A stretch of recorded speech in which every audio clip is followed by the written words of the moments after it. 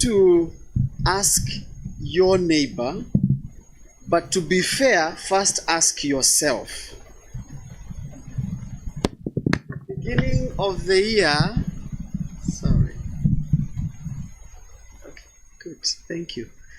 At the beginning of the year, many of us make resolutions. Some of us even go to an extent of writing those resolutions.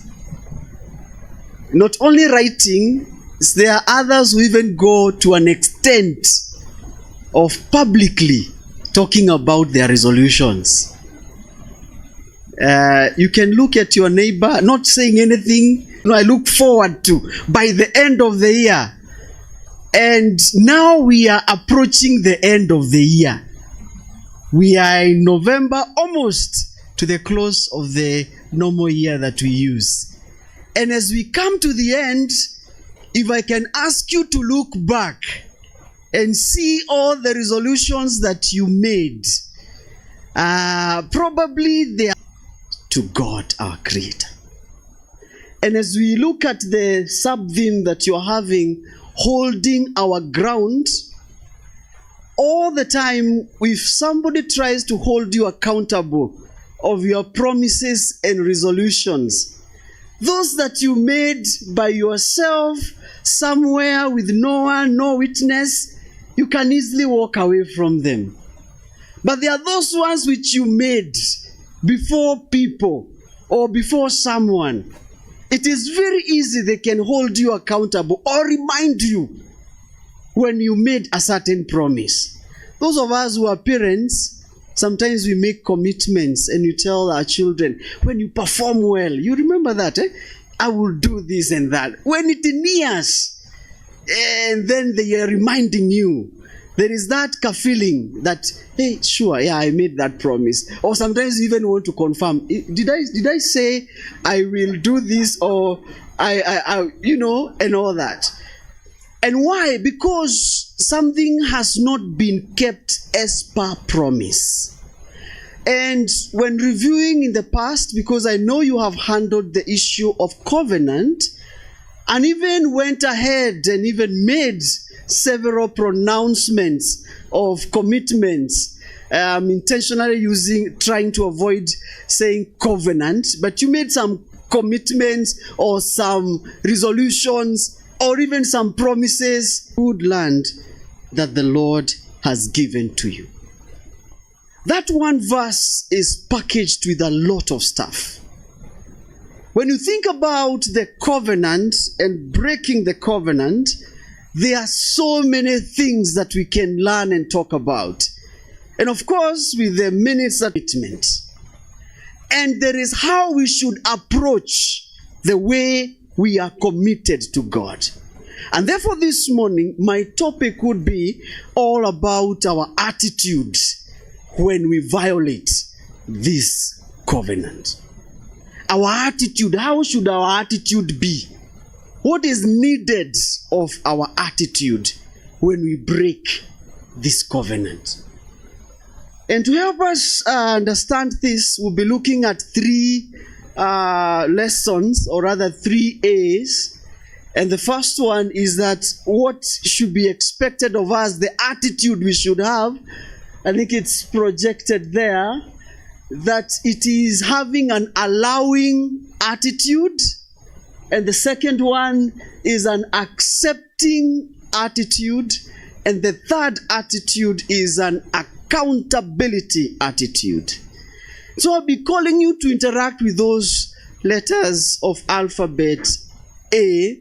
Is it A? Is it R? Nowadays with the syllables, there's a lot of wordings. With those A's, and we'll be looking at them and interacting with them. I have an image here which I want to use as we get to this.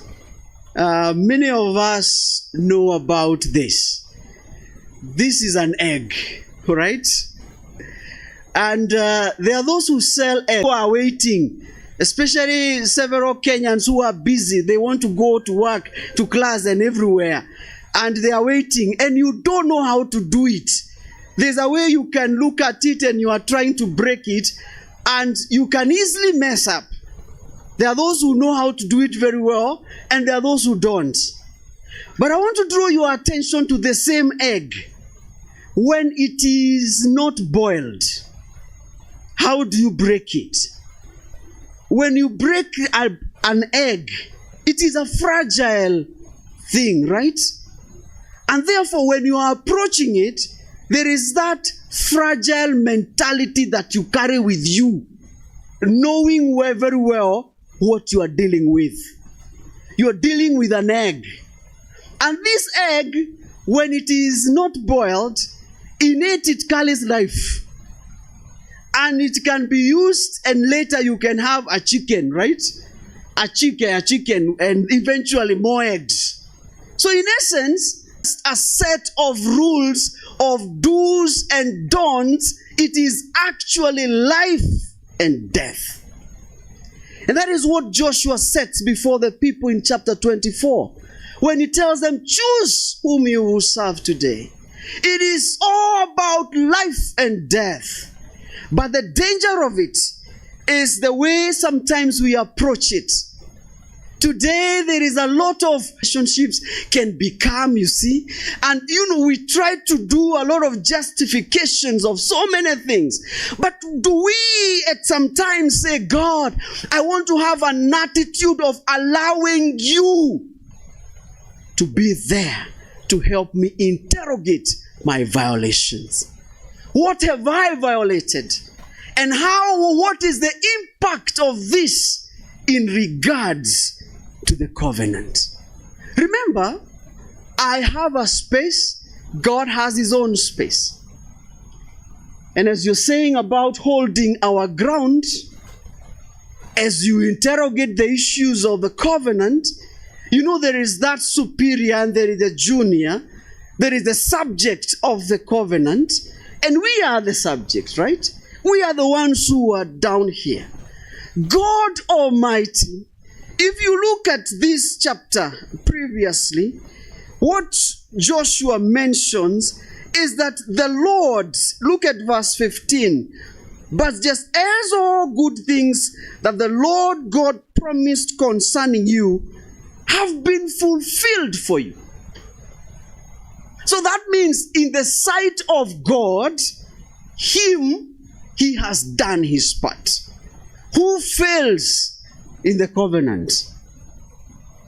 Who fails in fulfilling the expectations of the commitment we have with God? It is me. It is I. But sometimes we want to be in our own cocoon and space, like the way Adam would hide and put things around him without allowing God to interrogate us and see how far have we fallen. Back to my egg analogy. If you break this egg a little bit, like this one has a crack. There is a crack somewhere. If you break it, it is intact. It's boiled, it's dead. If you break a living egg, you just come and do a crack, just a simple crack, and say, it's just a crack, Sometimes even huge enough. Would we sit and comfortably say, it is just a crack? Would you sit and say it is just a crack? If you allow yourself to look at it and say, okay, this one I was to give to my hen to produce chicks. Now if you allow yourself to interrogate the crack you have created in an egg that way, would you just say, after all, it's just a small, actually this diameter is not even so huge, I'll just use it for my chicken and my hen and to produce chicks. You are lying to yourself. You are in deception because sometimes we interrogate our own violations according to our own understanding, our own interpretation, and our own self. Even sometimes using our religious laws. And you say, I just broke a small rule. I'll fix it with time. But if you subject that to the view of God, if you subject a microscopic organism to that view, and you're looking at it in a lab, and then you say, wow, this virus can put a whole human being down. But it is so microscopic until you allow, until you have an attitude of allowing. Many of us, we go to see a doctor and they say, you need to give what? Consent. All right? You are allowing the doctor to do something on you. You are allowing God to interrogate your life and my life and say, God, I should have this attitude of approaching you and saying, I am here. I am here. I might be assuming and saying, this is only this and that. But kumbe, it is so huge. The impact is so much. Would we allow God to interrogate our lives? When Joshua is calling this assembly, these people are in their own places, allowing themselves to come and meet with Joshua. And just allowing the meeting is also a big issue. There are people when they mess around and they do something which is not right, to bring them to a state of allowing to be investigated, or allowing to be questioned, or allowing someone to ask them anything. It takes several days and hours and maybe years. There is someone might be there, but they have not allowed the Lord to interrogate their lives. They're still hiding a few things and saying, okay, you can search here, but this is my bedroom. Please, I can allow you until here, but, what is your business with this is my private life, And especially nowadays when we are so much interested in living our lives private, without interference. Someone comes and asks you, hey, how are you doing? Several months I've not seen you in the church. I was just asking. And then your attitude is already pulling them away. You are hiding, you're running away. You don't want to be asked anything. Brethren, would we have an allowing attitude of coming to the assembly? Because Joshua is calling the elders to the assembly. And later he is in chapter 24. He is calling everybody to come and meet and talk with God. Would we allow ourselves and allow God to do his work in us? Of course, as human beings, there are times we think we are in charge. This week, I happened to... I was quite thirsty and I needed to take a cold beverage. And to rescue the image of pastors, sometimes people, when they hear a cold beverage, they want to start speculating all manner of things. It was a soda, a Coca-Cola. So I went to take that cold beverage in, and this seller of the drink, in the fridge, I asked him, can I get the one which is in the fridge? And of course he gave me. But just at that moment, the person arrives from Coca-Cola company.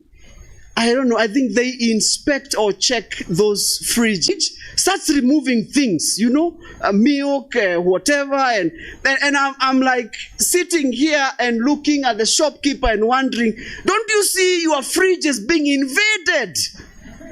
And the shopkeeper is just at cool. In fact, he looks like he's not comfortable. And then I realized, he's coming. These are the owners of the fridge. They can take it up, actually.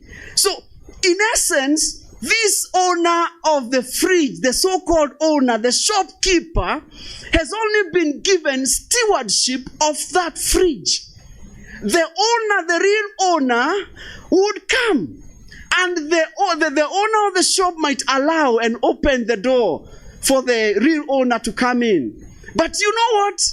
In the spirit of gentlemanship, because God is a gentleman, He has given us the free will to make our decisions about our spirituality. He won't interfere with us. He gives us the time, all the time. How much time do you need? You take all your time, and He's still waiting, saying, I want to come in, and I want to fix a few things, but God, hold a minute, until this. We give a lot of conditions. But would we have an attitude of knowing that we are not only allowing Him in our lives, it's actually, this is His life. It's not my own. It belongs to God. And therefore, sometimes we are far away from Him. We do things and we get away from God. Would we have an attitude of allowing Him to interrogate our violations, our breakages, where we have broken the covenant, where we have broken our commitment for our spirituality, for our spiritual lives? Would we be so broken before Him and allow Him and give Him the space to do His job? He knows His JD so well. He knows His job description so well. If we give Him our lives, allow Him. But look at the attitude of the people here. They commit themselves. They say, we will do, we will do. Look at chapter 24. When they are making their commitments, oh my goodness. They use good languages. Very good words, we will, we will. Now therefore, fear the Lord, put away. Then the people answered, verse 16 of chapter 24. The people answered, far be it from us that we should forsake the Lord to serve other gods. He is the Lord our God, the God of our fathers, and all that. And they say so good commitments. But later on, when Joshua is gone, in the book of Judges, we all know, the book full of cycles. They make a short promise, they break it, keeping and breaking, doing and going up and down. In fact, Moses had used the same words when he was talking in Deuteronomy. I think it was 31, when he was giving the commission and he was talking to them. When he was commissioning Joshua, I take you back to where in verse 14 of chapter 30 of Deuteronomy, when Moses said these things to the people. And, and the days were, he was about to die. And he calls the people to order. He talks to Joshua, he talks to the leaders. But Moses knew, because Moses knew these people, He had been with them. He knew their commitment is for a short time. And he writes to them a whole song. Chapter 32 of Deuteronomy, a whole song. A good composer of songs. Those who are doing music, I wish you can use this kind of a standard to give us products of music. He gives a whole song in chapter 32 of Deuteronomy. And I wanted to read the words that Moses read for them in verse 27 of Deuteronomy 31. These are not very sweet words to be read by someone who is about to die, because Moses was about to die. It was the final farewell, just like Joshua's farewell, which we are dealing with today. And he told them, verse 27, I know you, how rebellious and stubborn you are. You don't want to hear that from your father. Behold, even today, while I am yet alive with you, you have been rebellious against the Lord. How much more after my death? Where? Would you allow someone to address you like that? You know, the language of quotes sometimes is very fun, interesting. There are times they tell you, we cannot allow you to address us that way, you know. And even today, as we address the people of God, there are people who sit sometimes and say, preacher man, how can you address us like that? Would you use a language that can make us stay in church and come in huge numbers, you know? Especially in the days that we are in, when people want to be told the things they like and they don't want to be confronted in their wrongs and anything. They just want sweet messages to help them just sleep on the sin, which is so cracking and it is rotting and smelling, and it will never produce any chicken out of it all. But would rather confront ourselves and allow ourselves to be addressed by God. Moses addresses the people here and tells them, I know you. You know, Moses knew them. He knew. He has been with them all the way. He has been with their fathers and all the other people. He's been with them. He knows these kind of people. He knows their commitment. So short while, so short-lived. He has read to them everything, but he knows them. Sasa, look at your neighbor and tell him, God knows you too well. Too well. In fact, don't continue beyond that. In fact, the areas you are not allowing him to interrogate, he created them. Psalm 139 will tell us what? Even in the darkest, when we are being put together by the Lord. So after all, what are we hiding from him? Would we allow the owner of the fridge to interrogate his fridge? Would we allow and give him access? Some of us have very complicated passwords of our lives. You know? You really have to study and know how to approach that brother or that sister when they are in violation, when they have done something which is not right. You really have to sweat, even as a pastor, before you approach them and just, you know, because you cannot be allowed access. You know that word that comes when you are trying to approach something and it says access denied, you know? And maybe you are so much seeking an approval of something and you have tried to get a password, the wrong one, access denied. And you're like, oh my goodness. Would we allow the maker of our lives access every corner of us and say, Lord, we are here. You know us. Moses knew these people. Joshua knew them. He read for them. In fact, when he was still just alive, you know, towards the end of this portion, there is that time when they start possessing the land. You know, Joshua had helped them to conquer. And immediately after his death, they start doing the opposite. They start marrying and sparing people they had been told to completely destroy from them. And they start keeping them. You read Judges and you will see how they did after Joshua had left. They left. You know, if you read Judges 1:27 all the way down, you'll be so surprised by what they did. They do every violation of Exodus 20, which they had been read so well by Moses in verse 1 to 6 when he read the commandments which we all know about. He told them, you shall have no other God beside me. You remember that recitation. But they break it. They even have other gods. They spare the people around them. They intermarry with them. They join them. They do things with them. They spare them. If you read from verse 27 of Judges 1 all the way down, the Manasseh did not drive out the inhabitants. Sorry. And Ephraim did not drive out. Zebulun did not drive out. Asher did not drive out. And you continue the whole story. And therefore, there are some our lives which we have allowed.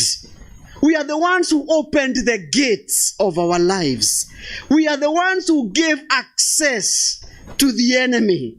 The issues which are affecting us, in fact, We are the ones who opened the door. Just look at your neighbor with sympathy. Just with a lot of sympathy. That if you have to hold your ground, my brother and my sister, there are some doors you have to allow the Lord access to close completely, because you keeping them open. You are allowing the wrong person to be in your lives. The attitude of allowing the Lord and not allowing the opposite. The children of Israel, after Joshua has read this verse, later on in Judges, they allowed. They gave access. Access. An open access. Like, there are those Wi-Fi which are just open. Like anyone would just get in and watch anything, do anywhere. It's just open. Look at your neighbor. I'm trying to just bring your neighbor on board and just look at them and ask them, how open are you? To God or to other things? Don't go beyond that.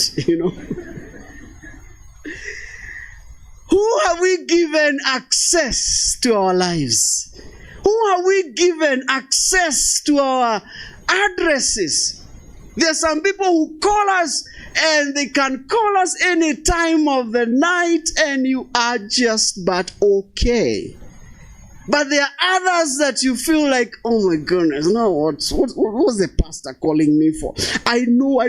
Has he seen me where I am right now? And before you accept to make that call, you're doing a lot of interrogation with yourself. Look at your neighbor again. Tell them, allow the right stuff. The second attitude that I would call us this morning to develop, especially when we are in violation, is that attitude of accepting.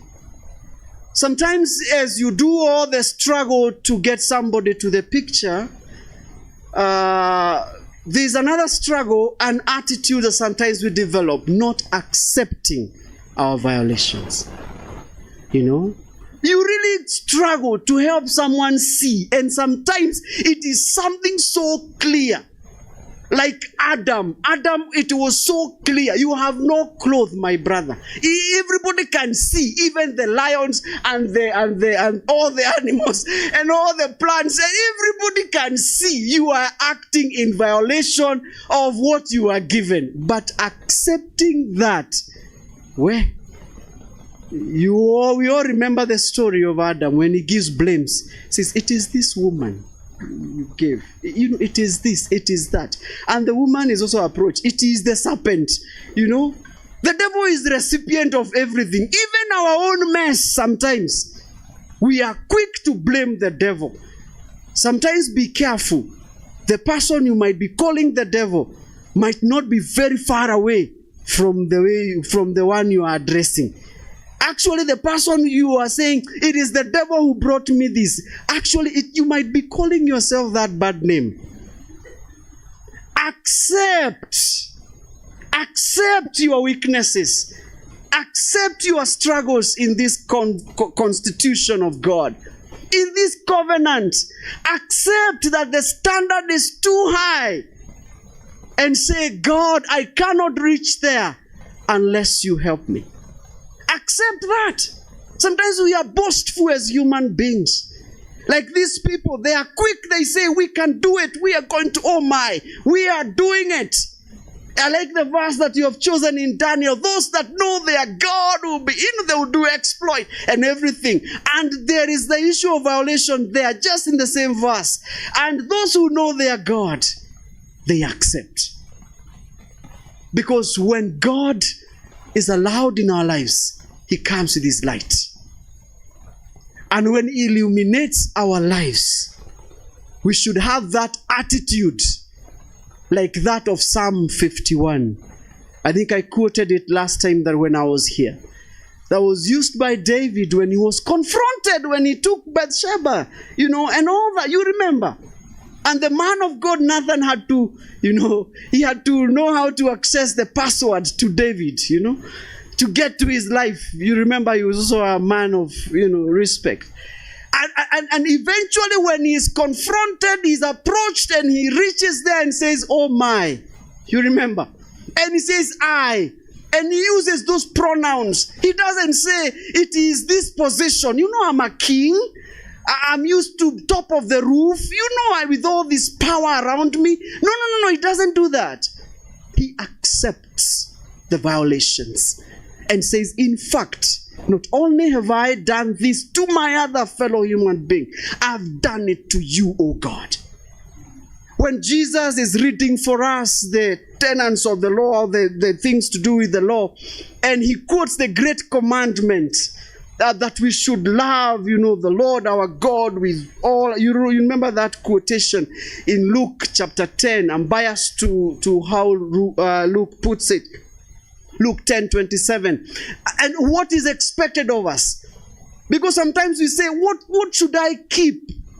I have done everything. I feel like I have done everything else. Accept that you have not done it to the expectation of the draft and the one who created this constitution, this covenant of life. Say, Lord, I have not loved you with all my heart as I should. With all my soul, with all my strength, with all my mind, and my neighbor, I am not sure I have loved them the way I should. Reaching that state of acceptance, looking at the laws of God with an attitude of acceptance. That, Lord, it is true. Don't even quote subsection what and section what. Quoting the preamble only, I'm satisfied. I am in the wrong. I choose to correct my path. Would we get to that attitude of accepting? So that our ground, the one we are holding on, is solid. We are stepping on the ground of contrite heart, an attitude of contrition when we are accepting our wrongs. We reach a place and we are so humble, like the way it was demonstrated for us by Jesus. In Philippians 2, it is quoted that he had this attitude, not even looking his equivalent with God as anything. Philippians 2 verse 5 all the way to 8, when it said his attitude was so humble that he looks at it and says, Lord, I am accepting your will. Could we have the same attitude of so much humility and accept our wrongs? Accepting is not easy. Accepting is not easy. Sometimes we give other options.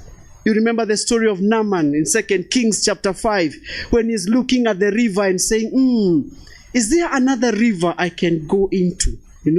You are accepting your wrong, but also now you want to give new terms, new evidence, You want to give new terms of how you should be corrected and everything. Would we be having such an attitude of accepting our violations and saying, Lord, fix me up? He did for David. And David is so adored and loved by God. Even quotes that a man after his own heart, a man after his own heart, a murderer. Imagine, and a man who kills, he takes someone's wife. I mean, what can't you quote about him? But yet, his heart and attitude towards those violations is what makes him stand out. May the Lord help us to accept our wrongs. And finally, the attitude of accountability. We are accountable to this covenant itself. And when we think about the new covenant, the New Testament, in the old, there was those requirements of what to do when we do our wrong. In the New Testament, we have a new order, the order of Melchizedek, the one of the priesthood. And in Hebrews chapter 4, there is that quotation that we come to him, we go to him, we approach him with all the confidence, approaching the throne of grace. And that's what I end by calling all of us to do, to approach this throne of grace, to approach the Lord and say, Lord, We are accountable first and foremost to you. We bring ourselves to you. We allow you to interrogate. We accept our wrongs, but we lay it all to you for account. Tell us what to do and where to go from this. May we reach that kind of attitude when we are in violation. When we violate the rules of the game, even before the Lord. I want to get you that quotation that I have just mentioned. May we be willing to accept Hebrews 4:16, that we can approach the throne of grace with a lot of boldness, that we may obtain mercy and find grace in time of need. May that be our attitude in times of violation, that we can approach his throne and say, Lord, we are here. Because we are not able by our own strength. In fact, if you read the language in verse 16, in the original language, the Hebrew language, it doesn't use a conditional if.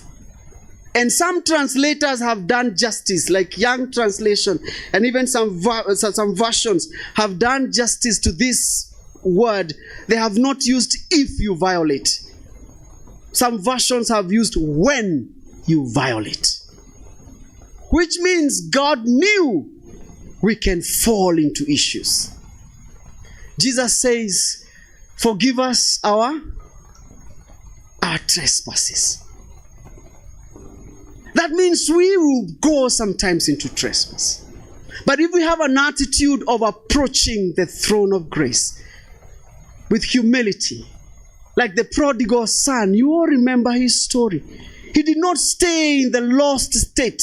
He approached the Father, saying, I better be a servant, but I am approaching him.